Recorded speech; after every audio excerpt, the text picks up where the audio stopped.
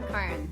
Today's cleaning day and I'm going through my fridge, so we're gonna do something a little bit different. Do you know what this is? Well, it was cilantro. I'm sure that has never happened to any of you before, but on the off chance that it has, I'm going to share 4 tips that will keep my herbs from meeting that fate again. The first step is proper washing and storing. Always give your herbs a bath in cold water, not too long, but a few minutes. You can take a moment here to pick out the yellow leaves.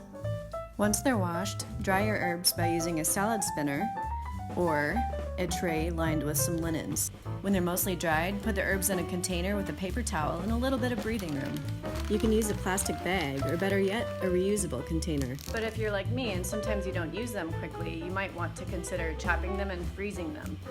The advantage of doing this is that you always have fresh herbs on the ready, or at least better than dried. You just have to make sure you put it straight into something, like a soup or sauce or salad dressing.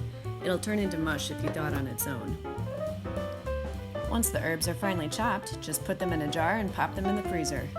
The third way you can keep your herbs is by making a pesto or a compound butter and freezing that. I like to make a French-style pesto with just basil and other herbs, olive oil, and garlic. I add the salt and lemon later. For compound butter, you can take room temperature butter and whip it with your herbs. You can take either of these and freeze them in individual serving sizes. This is how my mom does it, the queen of organization. And last but not least, we can make an herb oil. This works best in a high-powered blender like a Vitamix, but I'm going to use my little Bosch. In a sense, you're blanching the herbs, only in oil, using the friction of the blades.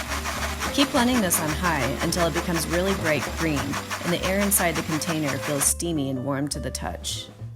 Probably a few minutes. I pass this first through a mesh to get the bigger pieces, and then I strain it through either a coffee filter or a clean linen. On omelets or on rice. You can use this in so many ways. On soup. The opportunities are endless and you can use your imagination. I hope this helps.